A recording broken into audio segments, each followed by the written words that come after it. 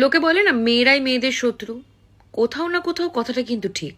শাশুড়ি মায়েদের একটা খুব কমন ডায়লগ যে আমরা আমাদের সময় এত অন্যায় সহ্য করেছি, এত কিছু মুখ বুজে মেনে নিয়েছি, তোমরা তো তার 1%ও করতে পারবে না।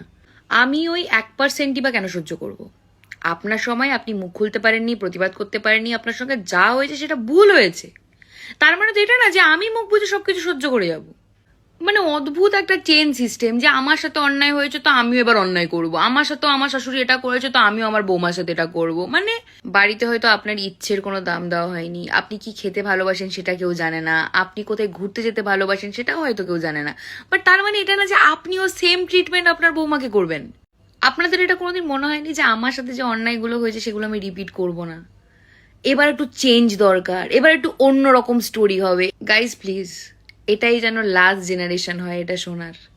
আমরা যেন গিয়ে পরের জেনারেশনকে না শোনাই যে আমরা না এটা সহ্য করেছি তো তোকেও করতে হবে, এটা যেন আমরা না বলি ভাই প্লিজ। এটা যেন শেষ হয়, এখানেই যেন শেষ হয়, এটা এই টক্সিসিটি যেন এখানেই শেষ হয়।